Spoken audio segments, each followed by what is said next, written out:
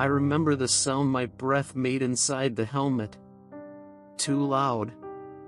Like it could give me away. Something inside me understood, before any shot was fired, that whatever waited ahead would take pieces of us we would never get back. I am an American infantryman on the Western Front in Europe. This is not the beginning of the war. It's only the beginning of my understanding of it. We were gathered in a narrow strip of countryside that smelled of wet earth and old stone. Low clouds pressed down on everything, turning the daylight into something thin and colorless. The land felt tired, as if it had already seen what we were about to do. Hedgerows cut the fields into tight compartments, walls of dirt and roots and tangled green that blocked sight lines and sound alike. You could stand 10 feet from another man and not see him. I adjusted the strap of my steel M1 helmet, fingers stiff, movements clumsy. The olive drab uniform felt heavier than it had during training, soaked with damp and sweat. My rifle rested against my leg, familiar weight, cold metal. I checked it again even though I had already checked it twice. The motion didn't calm me.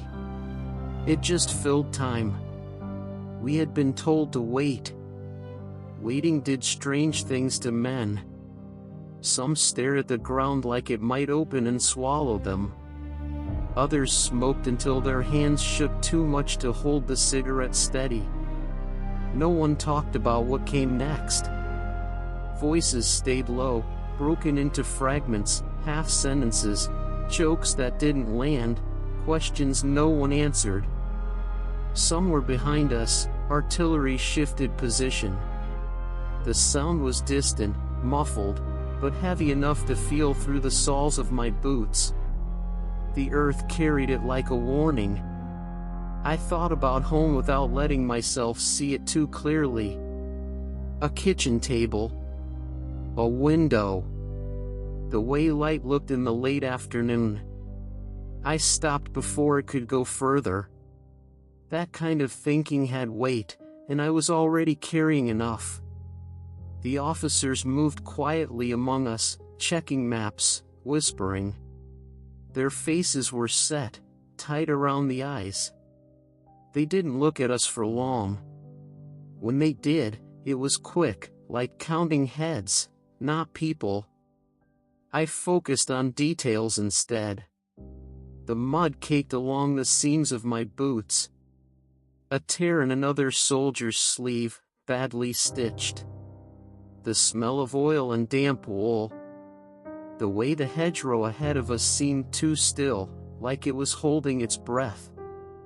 We had trained for this in pieces, fields back home, mock villages, shouted commands over blank fire. But none of that prepared me for the quiet. Training always had an end point. A whistle.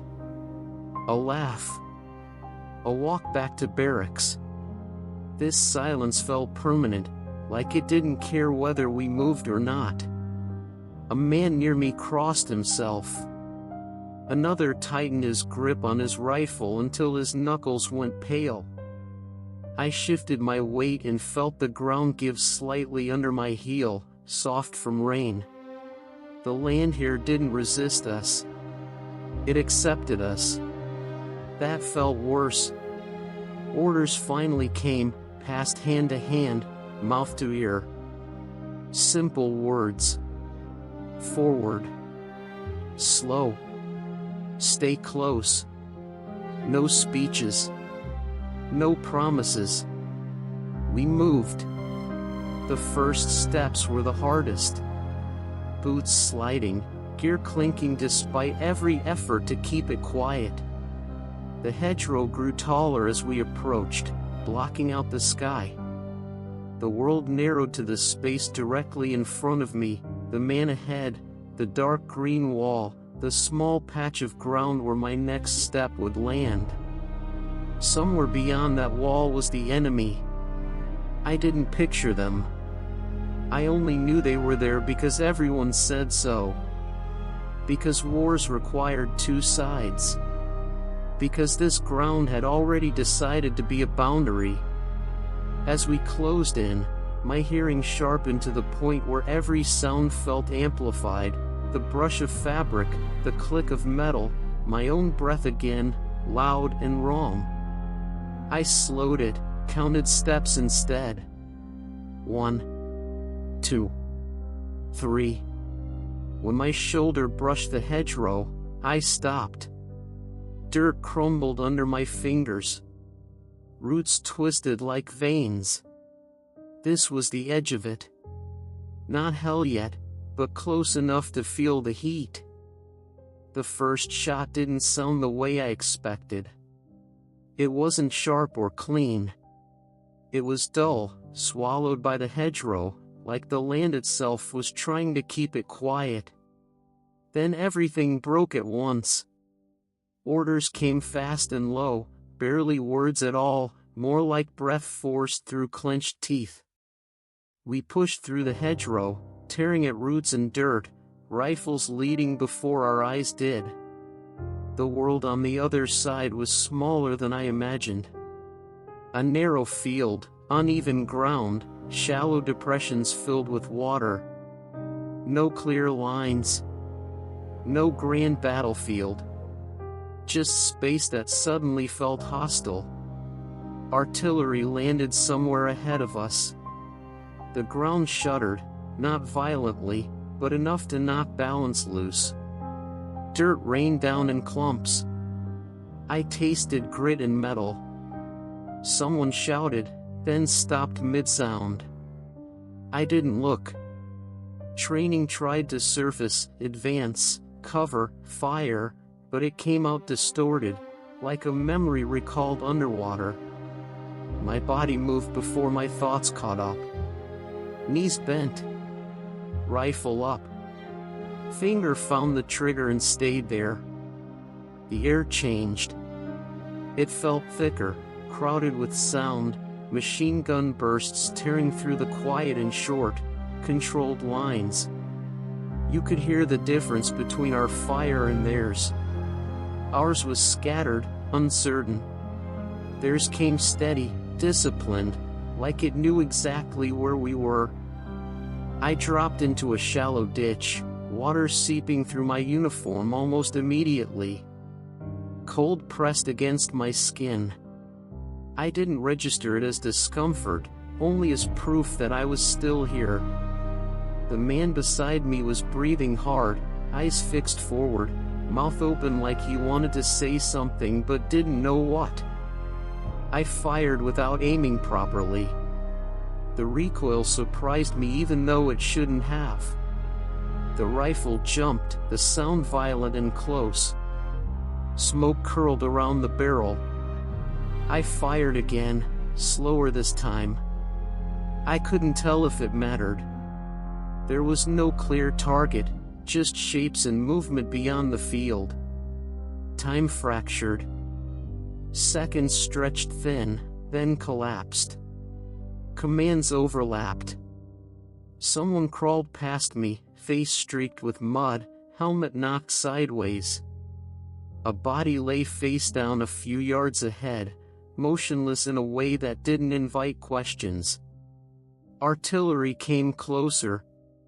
The sound arrived before the impact, a deep tearing roar that pressed into the chest. The explosion threw dirt and debris high into the air. When it settled, the field looked the same, but wrong, rearranged in subtle ways that made it unfamiliar. I realized then that the war wasn't loud all the time. Between bursts, between shells, there were gaps, unnatural pauses where nothing moved. Those moments were worse.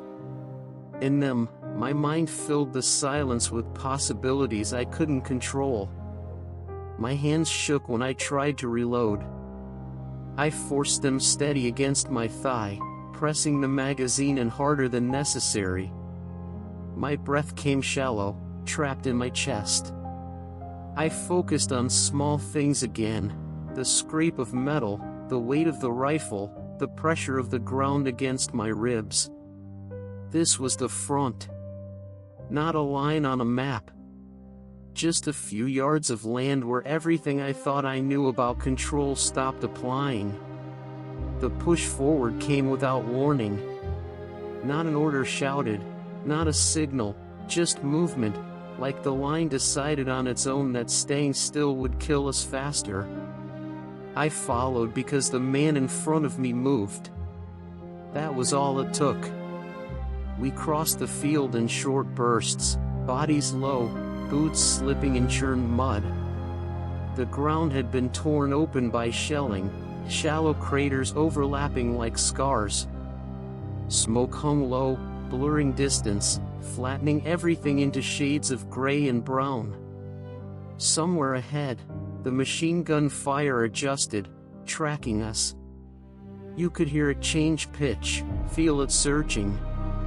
I dropped behind a rise in the earth just as something slammed into it, throwing dirt over my helmet. The impact stole the air from my lungs. I stayed down, face pressed into mud, waiting for the next one. It came close enough that my teeth clicked together. When I lifted my head, the man who had been ahead of me was gone. Not moved, gone. His rifle lay a few feet away, half buried, strap twisted. I didn't look for the rest of him. My body refused. We pushed again, fewer this time. The distance felt longer now, stretched by loss. A shell exploded to my left, close enough that heat brushed my face. I felt something strike my shoulder hard, like a punch. For a moment I thought I was hit. My arm moved when I told it to. The pain came later, dull and spreading, from where debris had torn through fabric and skin. Noise collapsed into chaos. Shouting. A scream that cut off too abruptly. The steady hammer of the enemy gun. Our return fire answered it, louder now, desperate. I fired until the rifle felt like part of me, until the motion became automatic. There was no thought of targets. Only direction. Then the gun went silent. Not gradually. Instantly. The absence of it felt unreal, like stepping into a room where music had been playing too loud and suddenly stopped. Smoke drifted. Someone yelled to move. We advanced on instinct, weapons raised, expecting the sound to return. What we found wasn't victory. Just the end of resistance. A ruined position, earth torn apart, metal twisted and blackened. Bodies lay where they had fallen, shapes barely recognizable beneath dirt and debris. One of our own sat against the embankment, staring at his hands, lips moving without sound. I stood there, chest heaving, shoulder burning, rifle shaking in my grip. This was the moment something shifted inside me, not breaking cleanly, not snapping. Just bending far enough that it would never return to its original shape. We had walked into hell. And now we were standing in the quiet center of it. The silence didn't mean safety. It only meant the guns had moved on to someone else. Smoke hung over the ground, drifting slowly, heavy with the smell of burned earth and oil. The field no longer looked like a place meant for anything living. The hedgerows were shredded, branches hanging at broken angles. Craters filled with dark water reflected the sky in dull fragments. I sat down without deciding to. My legs folded, and suddenly the ground was right there, solid and cold. My shoulder throbbed now, every pulse measured, deliberate. I pressed a hand against it and came away with darkened fingers. The bleeding had slowed. That felt like a small mercy. Around me, men moved carefully, like the space itself might react if disturbed too quickly. Someone called out for medics. The word echoed strangely, thin and tired. A stretcher passed by, boots visible beneath the canvas, the rest hidden. I kept my eyes on the mud instead. There were bodies everywhere.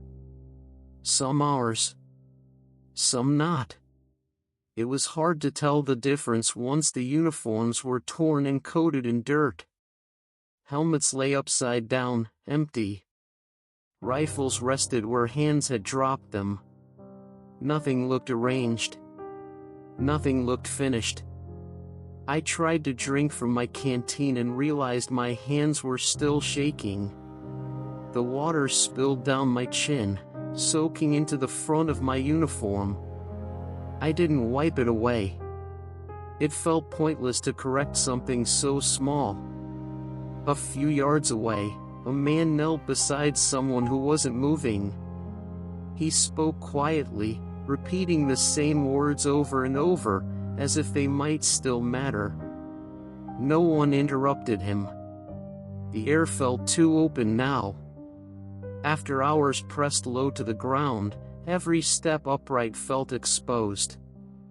I found myself crouching again, shoulders tight, listening for sounds that didn't come. My ears rang in the absence of noise, filling the gap with something like distant thunder. We were told to hold position. The words landed without weight.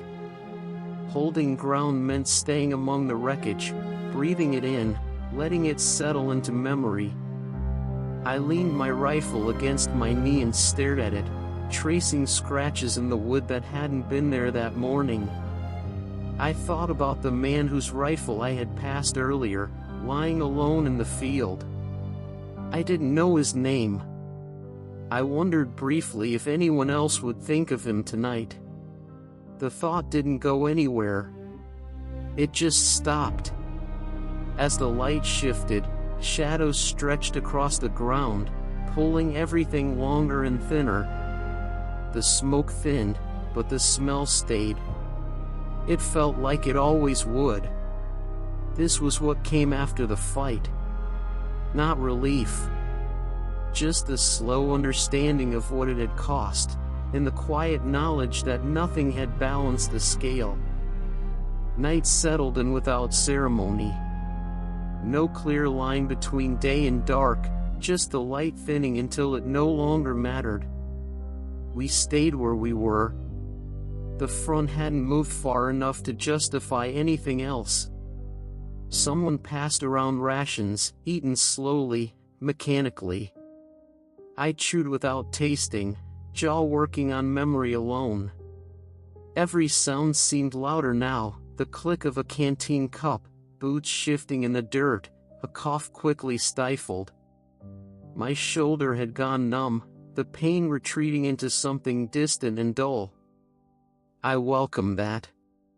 Pain you could locate was easier to manage than everything else. I lay back against the earth, helmet still on, eyes open to a sky I couldn't see. The ground retained the day's cold.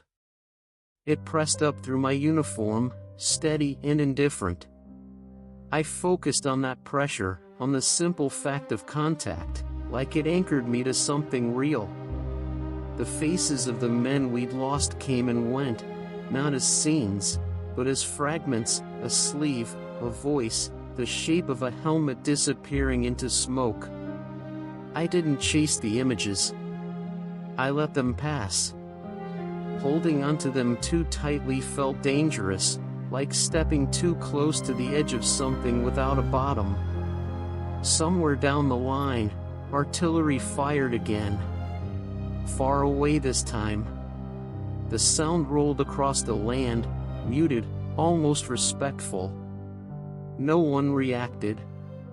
It had become part of the environment, like wind or distant rain.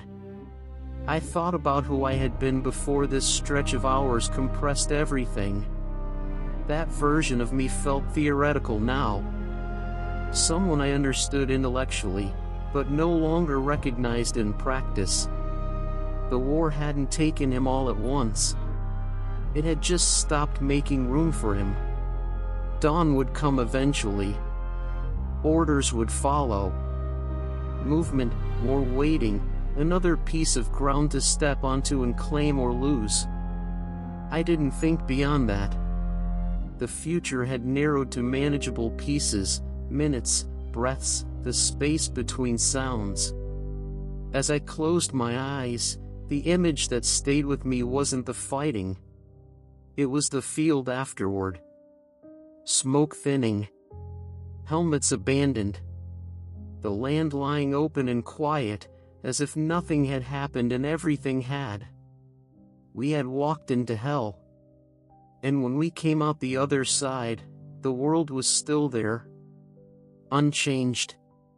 While something inside us remained behind.